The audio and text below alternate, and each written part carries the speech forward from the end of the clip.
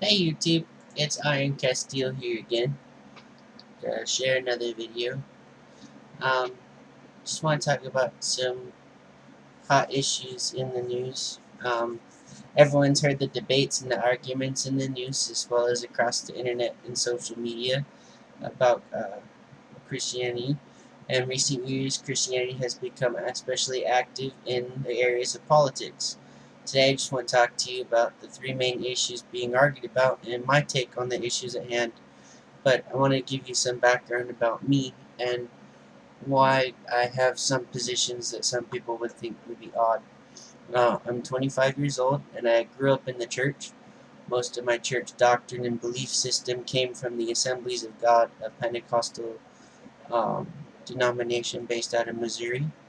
I started going to church when I was 15 with my mom, and I stayed going to church after she passed away until about 21 when the church the people at the church basically called me a liar when the youth pastor stole from me.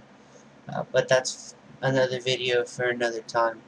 But during the time I was at church and even now, I struggled to come to terms with my sexuality and my faith. I still haven't, reconciled it fully, but I'm working on it. I lean conservative on some issues and liberal on others, but I really hate labels. After all, at the end of the day, we're all just humans. Um, writing, as of writing the, or talking to you guys, my immediate family has, for all intents and purposes, uh, disowned me for my sexuality. But what most people don't know is I prayed daily, sometimes multiple times a day, for over 5 years for God to flip a switch and make me straight. And it led to self-loathing and self-hatred, as well as self-destructive behavior that almost led to me not being here today. But I persevered, and I'm on a search for knowledge. God didn't create me straight. He created me gay. I can't change who I am and who I love, and to try and do so would surely destroy me. I've tried that. It just led me down a road I don't want to go down again. But that's a little bit of background of me and my beliefs, and I'll elaborate some more on the hot topics I've picked to talk about in this video. The first one I want to talk about is abortion. Many would be surprised to find out that I don't support abortion. Now, before you attack me, allow me to elaborate. I believe that abortion should be allowed in cases of rape or when continuing the pregnancy would endanger the life of the mother. But what I don't support is people who use abortion as a means of birth control. Um, that being inside of you will one day grow up to be a human being, and it will grow up to be just like you. You're murdering a life inside of your body, and I don't believe that that should be done lightly. I believe that there needs to be a definitive reason as to why it has to be done. And the only two that I can really think of and agree with is, if it's in the cases of rape or continuing the pregnancy would endanger the life of the mother. The other one I want to talk about is one that's been in the news a lot lately, and that's the issue of same-sex marriage. It's arguably the hottest political issue in America today, and it's the LGBT's community fight for equal rights and equal protection and privileges under the law. I believe it's not a secret that I support equal rights. If you have me on Facebook or you've watched some of my other YouTube videos, I do support the equality movement. I do believe that same-sex couples should have the right to marry and have the same rights and protections under the law as straight people.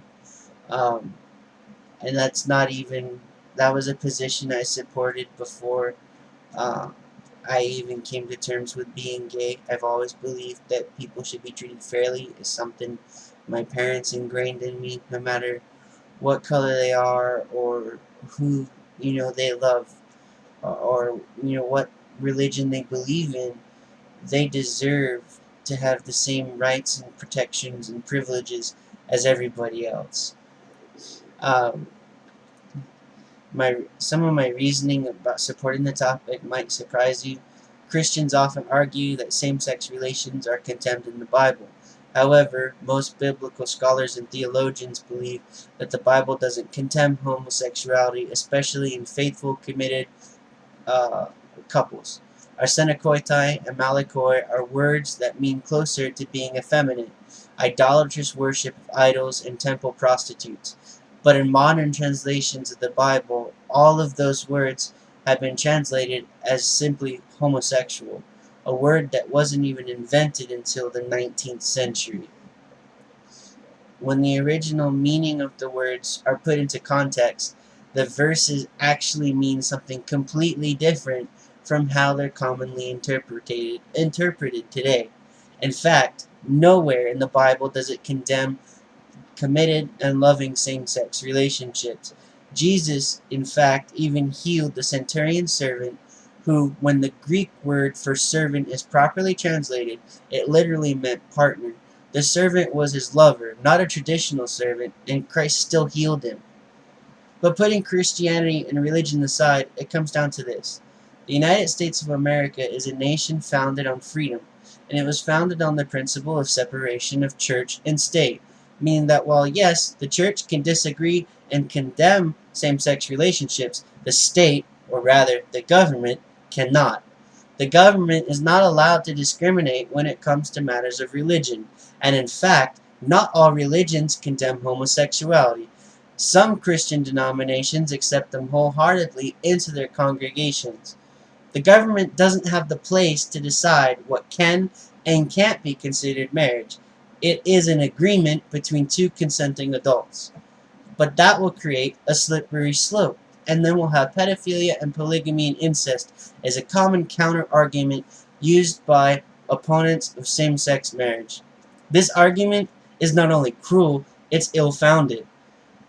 The same argument was given when interracial marriage was fought for. We don't have people arguing for polygamy.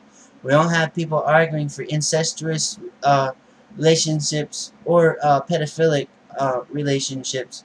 We don't have that. Those people we learned through psychology and studying orientations that those are things that are abnormal and definitely not considered the norm like homosexuality is.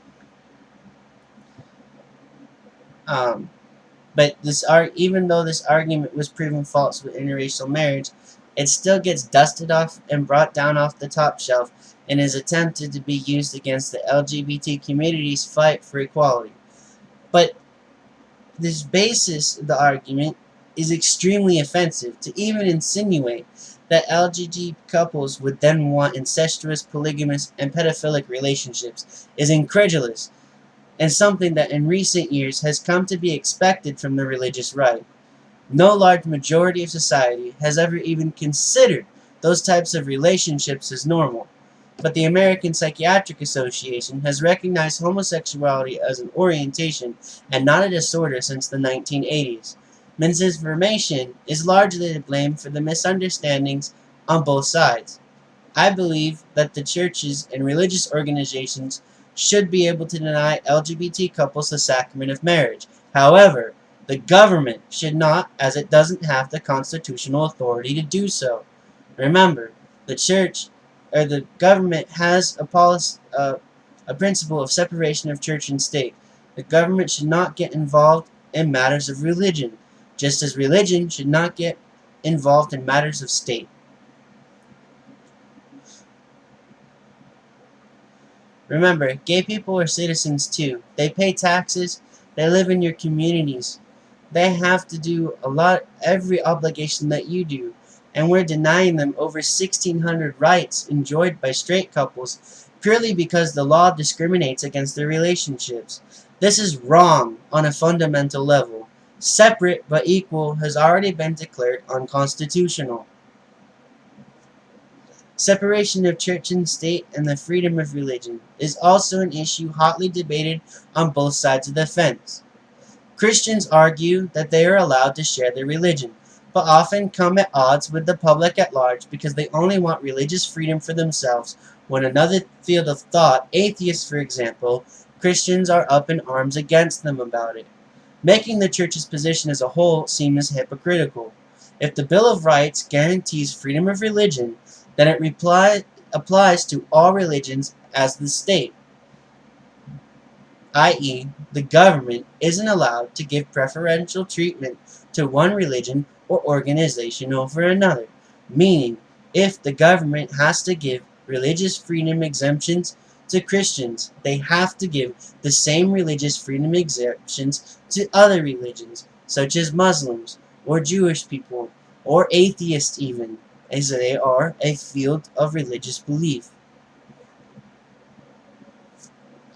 The whole point of separation of church and state was to prevent the religious from ever gaining power in government over those who didn't share the same belief, like happened in Europe with the Protestants and the Catholics. In England, where most of the settlers in the United States came from in the original 13 colonies, the Anglican Church was against a lot of the Protestant movements because they didn't follow church teaching. And they actually limited what those people could do because of their religious belief.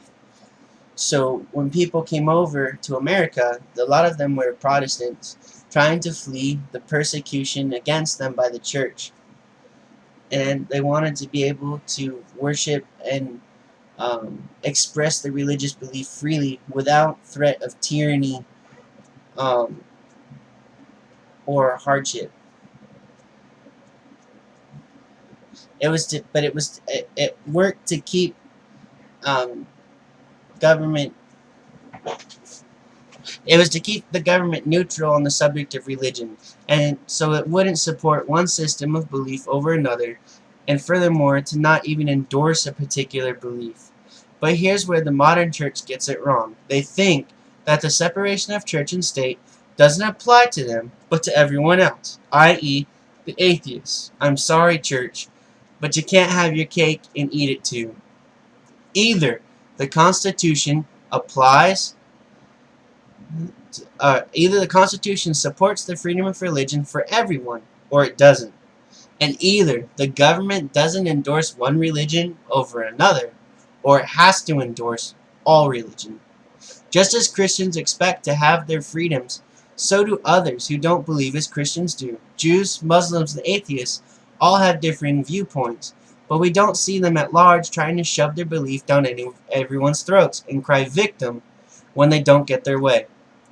As a constitutionalist, I believe that all religions should be treated equally and fairly underneath the law, and that religious institutions and government need to remain separate in order to maintain government's indifference when it comes to religion and matters of state. My next topic is how Christianity and Christians' image is being tarnished, and how their greatest opportunity in the history of mankind is actually being squandered because they're being petty. Christians currently have the greatest opportunity to reach souls than ever before with introductions of new technology, social media, satellites, the internet, cell phones, email, basically the extreme advances we've made in electronic communication could be used to reach people. But unfortunately, the Christians have been painted as hateful, arrogant, and hypocritical in modern society. While Christ said that the church would be persecuted, I do believe some of it is the church's approach to hot-button and controversial issues.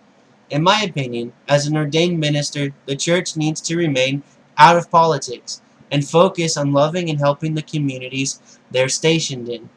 I used to lead our local church ministry here in town at my old home church. The people in our town need to hear the Word of God and see Christ's love in action. Jesus never taught or reached out in anger or hatred, but every time I see an evangelist at a college campus or on the radio or on the television and the topic of homosexuality comes up, they instantly change and become militant towards the LGBT community, who feels constantly under attack by both the church and society. Individual church members should be able to vote as they choose, But the church shouldn't support a position either way. The church is supposed to be a hospital to the broken, not a museum for the saints. The church is a place of healing, a place of direction and learning. It's not supposed to be a place to say that you are holier than thou, because you're not. The least of these will inherit the greatest in heaven. Being humble is a main facet in Christianity. Being proud leads to the path of destruction.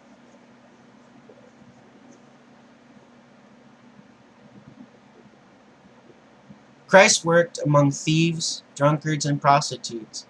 He didn't work to win over the religious. He worked tirelessly to win over the lost. It's not the people in church that need Christ the most. It's the people that aren't in church, that are out in the world, struggling and broken. The LGBT community is wanting to become one with the church, but they can't reconcile their differences. The LGBT community only wants to be accepted for who they are and how they choose to express their feelings, where the church condemns them on a daily basis for purely being who God created them to be. The religious don't need Christ, the lost do. Christ would leave the 99 safe lands to go and rescue the one that was in trouble. Instead of maintaining a neutral stance in the community, the church often becomes a place of polarization. Politics and differing ideas and opinions can break apart any congregation. The fact that the church isn't following everything in the Bible can make the church appear hypocritical and push people out of the church. For example, divorce is mentioned and condemned in over 60 verses in the Bible, while homosexual relations in any form are only mentioned 7 times. But I don't see a single Christian arguing against divorce or wanting it to be outlawed. The LGBT community and other groups often know the Bible more than those who believe in it, because they study it to see why people say what they do. When they see that divorce and tattoos and cutting your hair are mentioned more than homosexuality, but that's always being condemned. Christ said that there is no sin greater than any other sin. Sin is sin. So even if homosexuality is a sin, then it should be treated the same as all the others. For all have sinned and have fallen short of the glory of God. Christ preached love and grace, not hate and intolerance. You win over bees with honey, not vinegar. He even went so far to say that if our enemy were to strike us, we're to offer up our other cheek as well.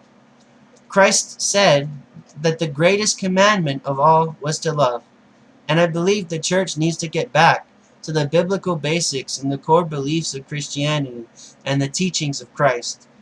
When you deny LGBT couples that opportunity to love one another as they were created, you're going against Christ. Preaching hate is an anointed speech. Everything we do must be done in love.